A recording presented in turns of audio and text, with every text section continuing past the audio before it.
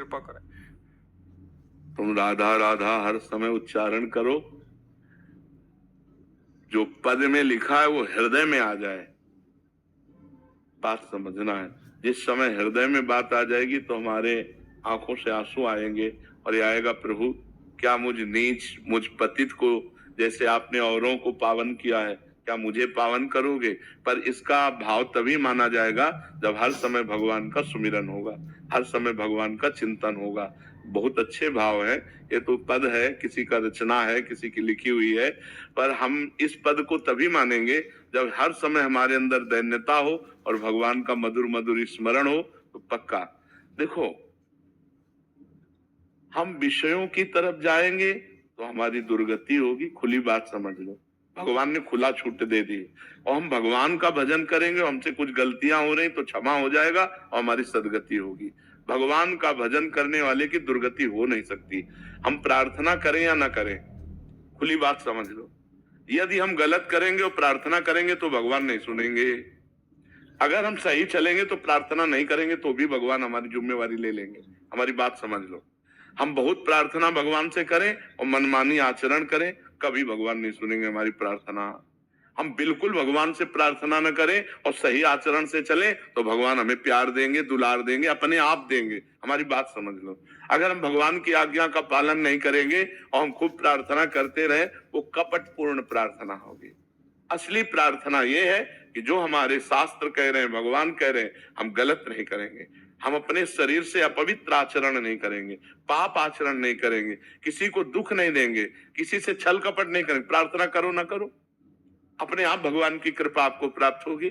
और आप गलत करें, मनमानी आचरण करें और खूब भगवान के सामने प्रार्थना करें, तो इसे कहते हैं दम, दिखावा, इसे कहते हैं पाखंड, पाप का खंड, कि करता पाप है और भगवान क्या चोर डाकू लोग भी तो देवी के मंदिर में जाके घंटा चढ़ाते हैं, दूसरों का गला काटते हैं, दूसरों की जेब काटते हैं और उसे फिर देवी के चढ़ाते हैं, तो क्या देवी इससे प्रसन्न हो जाएंगी। अब बताओ, गलत आचरण करके आप गलत पैसा लेकर के आप भगवान को भोग लगाओ, भगवान भूखे बैठे हैं। बिल्कुल एक टुकड़ा का भोग मत लगाओ, लेकिन बुरे आचरण मत करो, भगवान प्रसन्न हो जाएंगे। गलत आचरण मत करो, भगवान प्रसन्न हो जाए। अब बेईमानी से करके लाखों करोड़ों कमाओ और उसमें आके भगवान को तुम भोग लगाओ, तो भगवान नहीं पाएंगे भोग।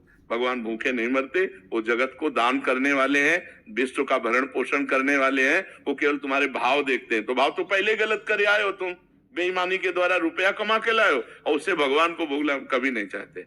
तो हम प्रार्थना भगवान से करें, लेकिन प्रार्थना के साथ ये भी ध्यान रखें कि हमारे आचरण सही होने चाहिए, हमारे द्वारा किसी का गलत व्यवहार नहीं होना चाहिए। और हम खूब नाम जप करें, तो प्रार्थना करो या न करो, भगवान आपका जिम्मेवारी अपने आप ले लेंगे। वो सब मम प्रिय सब मम उपजाए, सब भगवान के लाडिले हैं, सब भगवान की दृष्टि में है, सब भगवान के द्वारा ही प्रकट किए, सबको देख रहे हैं भगवान। गलत आचरण करो, प्रार्थना करो तो नहीं सुनी जाएगी, सही आचरण करो, प्रार्थना ना करो तो भी आपकी जिम्मेवारी भगवान ले लेंगे। प्रद्युम्न जी, भीलवाड़ा से। राधे राधे महाराज जी, आपके चरणों में कोटि कोटि प्रणाम। महाराज जी, रामचरितमानस में काक भुसुंडी जी ने इस दोहे में कहा है कि ये रहस्य रघुनाथ कर प्रणाम मामा। उनका काक भुसुंडी जी ने वर्णन किया कि एक बार भगवान पा रहे थे तो मैं उनका जूठन लेने के लिए दौड़ा, भगवान भगे। मुझे लगा भगवान मेरे से भयभीत हो रहे हैं, ये सर्वशक्तिमान भगवान है। फिर लौटकर हंस दिया, तो हम उनके मुख में चले गए। जब उनके मुख में गए तो उनके पेट में अनंत ब्रह्मांड देखा। अनंत ब्रह्मांड देखते देखते जब व्याकुल हुआ तो फिर हंस दिया, फिर मैं बाहर निकला तो वही फिर बाल लीला। भगवान की इन लीलाओं के रहस्य को या रहस्य रघुनाथ कर वेग न जाने कोई, और जो जाने रघुपति कृपा तो सपने मोहन हो। भगवान अंदर भी बाहर भी अनंत ब्रह्मांडों में इतने सूक्ष्म हैं कि वो चींटी के भी हृदय में आराम से सोते हैं, और इतने महान है कि दिखरावा माते तेन अद्भुत रूप प्रचंड, रोम रोम प्रतिलागे कोटि कोटि ब्रह्मांड, ब्रह्मांड निकाया निर्मित माया रोम रोम प्रतिभेद कह। या राष्ट्र रघुनाथ कर बेग न जाने को। वे इतने छोटे हैं, अणु अणियान महतो महियान, महान से भी महान और छोटे से भी छोटे, उनकी अनंत लीला है। या रहस्य रघुनाथ कर बेग न जाने कोई, और जो जाने रघुपति कृपा सपने मोह न हो। उसे स्वप्न में भी अज्ञान स्पर्श नहीं कर सकता, मोह नहीं हो सकता, अंधकार अज्ञान नहीं छा सकता। समझ पा रहे आप समझ पा रहे? महाराज जी एक और है इनका, जो संपत्ति शिव राव नहीं दीन ही दिए दसनाथ, सोई संपदा भविष्य नहीं सकुची दीन ही रघुनाथ। किस संपत्ति और संपदा की बात कर रहे? जिस समय लंका का निर्माण भगवान ने पार्वती जी के लिए किया था, जब लक्ष्मी जी के यहाँ गई, लक्ष्मी जी का वैभव देखा, जब ब्रह्माणी के यहाँ गई तो ब्रह्माणी का वैभव देखा। मानो उन्होंने कहा कि तुम तो बरगद के नीचे रहती हो, तुम्हारे पास क्या व्यवस्था है। भगवान ने लंका का निर्माण किया, स्वर्णिम लंका का। उस स्वर्णिम लंका को पार्वती जी ने देखा, पर कहा कि हमें जो आपके साथ वट वृक्ष के नीचे रहने में अच्छा लगता है।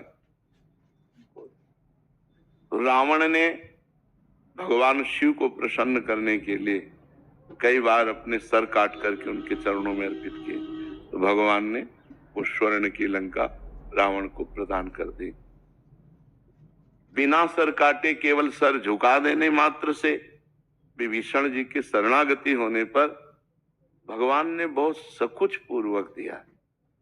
सकुच पूर्वक मतलब क्या है ये? मायाकृत लंका भगवान सकुच, क्योंकि भगवान प्रसन्नता पूर्वक देते हैं अपने चरणों की प्रेम लक्षणा भक्ति। लेकिन एक कल्प तक लंका का जो राज्य दिया वो सकुच करके दिया। तो इसीलिए कहा जो संपदा शिव रावण दीन दिए दसमात, सोई संपदा विभीषण सकुच दीन रघुनाथ। क्योंकि भगवान प्रसन्नता से देते हैं अपना प्रेम, अपने चरणारविंद का अनुराग। तो भगवान ने अविरल भक्ति भी दी और एक कल्प तक का लंका का राज्य दिया। क्योंकि लंका का राज्य ना देते, भगवान ना देते, अपनी प्रेम लक्षणा भक्ति ही देते केवल।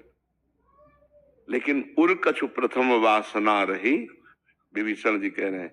जब भगवान के समीप विभीषण जी पहुंचते हैं तो भगवान ने कहा लाओ समुद्र का जल लाओ, और लंकेश कहकर, तो उन्होंने कहा प्रभु मुझे ये नहीं चाहिए, मुझे आपके चरणों का प्रेम चाहिए। तो भगवान ने प्रश्नवाचक चिन्ह से देखा तो बोले हाँ, उर कछु प्रथम वासना रही। जब लात मारा था विभीषण जी को रावण ने, तो विभीषण जी ने उसी समय संकल्प किया था कि मैं भगवान की शरण में जाकर तेरा विनाश कराऊंगा और इसी लंकाधिपति के सिंहासन पर मैं बैठूंगा।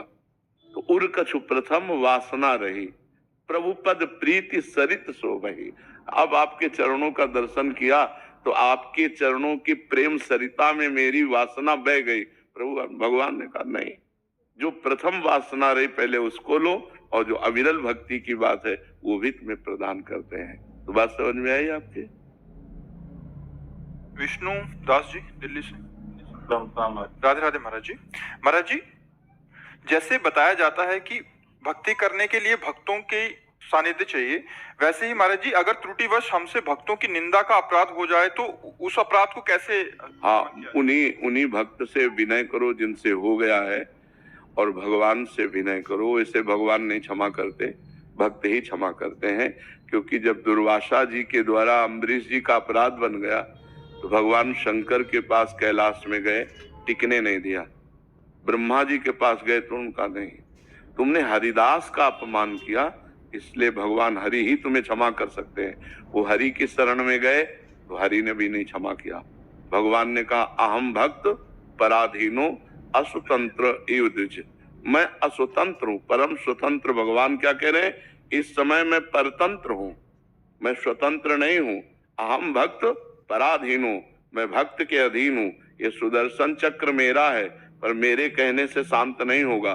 जब तक अम्बरीश जी नहीं कहेंगे तब तक ये शांत होने वाला नहीं। इसलिए जाओ अम्बरीश जी के चरणों में पड़ो और वो क्षमा कर दें तो अपराध क्षमा हो सकता है। तो भक्तन निंदा अति बुरी, भूल करे जिन कोय, कि ये सुकृत बहुजन्म के क्षण में डारे खोए। एक क्षण में बहुत जन्मों के पुण्य, तपस्या, साधना सबको भस्म कर देगा भक्त निंदा। इसलिए भक्त निंदा तो करना ही नहीं चाहिए। यदि भूल से किसी की भक्त निंदा बन गई तो उसी भक्त के चरण पकड़ो जिसकी निंदा हुई है, वही क्षमा कर दे तो निंदा का अपराध नहीं, ये सारे सुख चाट जाएगा। और साधु अवज्ञा तुरंत भवानी, कर कल्याण अखिल कहानी, अखिल कल्याण का नाश करके भारी विपत्ति में डाल देगा अगर भक्त निंदा हो गई। इसलिए भक्तन निंदा अति बुरी। वैसे तो किसी की भी निंदा नहीं करनी चाहिए, पर निंदा के कीते आवत नहीं कछु हाथ, मूर्ख पर्वत पाप को ले चल अपने साथ। जो दूसरों की निंदा करते हैं उनका संत संभ श्रीपद अपवादा। जो भगवान शंकर की निंदा, भक्त की निंदा, हरि की निंदा, इनकी भारी दुर्गति होती है। इसलिए ये अपराध तो करना ही नहीं चाहिए। अगर भूल से हो गया है तो अगर वो भक्त जिंदा है तो उनके चरण पकड़ कर मनाओ, यदि जिंदा नहीं तो उनके लिए आसन डालो और उनकी छवि रखो और उनसे प्रार्थना करो कि मुझे क्षमा करो, वो क्षमा कर दे। और अगर सामने जाने की हिम्मत ना हो तो नहीं जाना चाहिए। सामने नहीं जाओगे तो नरक जाने की हिम्मत बना लो। अगर सामने जाने की हिम्मत नहीं तो नरक जाओ। वो गाली दे, मारेंगे, क्षमा कर देंगे। जाओ उनके चरण पकड़ो कि मेरे से गलती हो गई, भूल से मैंने आपकी निंदा कर दी, आप मुझे दंड दे दो या क्षमा करो, आप स्वामी हो, मेरे से अपराध बन गया। करना चाहिए, ऐसा करना चाहिए। क्षमा करने से अगर हमारा जीवन बच जाता है तो बहुत उत्तम बात। नहीं पक्का समझो, भक्त निंदा जब दुर्वासा जैसे महातपस्वी नहीं झेल पाए तो और कौन झेल पाएगा? किसी की सामर्थ्य नहीं। भक्त निंदा समय पर तुम्हारा पतन कर देगी। ना तुम वैष्णव भाव को पालन कर पाओगे और ना सांसारिक भाव का पालन कर पाओगे। भारी विघ्न पैदा कर देगी। शरीर में अस्वस्थता, बाहर विपत्ति झेल नहीं पाओगे। इसलिए वैष्णव निंदा करने का कभी साहस न करे, और अगर भूल से हो गई तो उससे क्षमा याचना कर ले। राजेंद्र कुमार पोदार जी, कोलकाता से।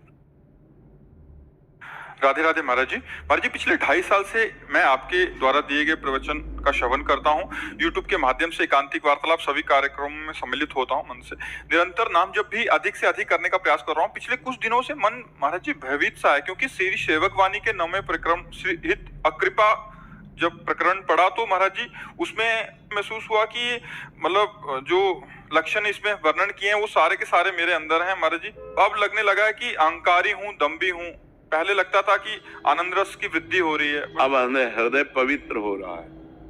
सही पूछो तो अब हृदय पवित्र हो रहा है। जब अपने में दोष दर्शन होने लगे तो भगवान की विशेष कृपा समझनी चाहिए, और इसी दोष दर्शन को लेकर हम भगवान से आर्त भाव पुकारते हैं कि प्रभु क्या मुझ जैसे नीच अहंकारी का भी आपके चरणों में आश्रय हो जाएगा। जब तक अपने को लगता है कि मैं भगवान के प्राप्त करने का अधिकारी हूँ तब तक वो अहंकारी है, वो भगवान की प्राप्त करने का अधिकारी नहीं है। और जब ये लगने लगता है कि मुझ जैसा नीच, मुझ जैसा अहंकारी क्या भगवान को प्राप्त करने लायक है, कदापि नहीं, तो भगवान को प्राप्त करने लायक बन जाता है। जैसे एक प्रसंग हम सुनाते हैं महाप्रभु चैतन्य देव का। जब महाप्रभु चैतन्य देव का यश प्रकट हुआ तो एक फलाहार रहते थे, पूरे भारत की नदियों का भ्रमण किए हुए थे। तो उनको लगा कि जब महाप्रभु चैतन्य देव के पास जाऊंगा तो मैं फलाहार करता हूँ, मैं पवित्र तीर्थों का भ्रमण किए हूँ, तो मुझे दौड़कर आलिंगन करेंगे। लेकिन उल्टा हुआ। जब महाप्रभु का कीर्तन चल रहा था और वो पहुंचे तो महाप्रभु ने कीर्तन बंद कर दिया और कहा, कौन ऐसा आ गया शुष्क पुरुष जिससे हमारा भाव शुष्क हो रहा है? तो वही संत जी आए थे, बोले निकालो इनको, हटाओ यहाँ से। जब उनको निकाल दिया तब तो वो एकांत में जाकर रोने लगे, प्रभु आपका अवतार दीन और पतितों को पावन करने के लिए है। मुझ जैसे दीन और पतित को प्रभु अगर आप त्याग देंगे तो मैं कहाँ जाऊंगा? बस महाप्रभु दौड़े और उनको गले लगा लिया। बात समझे?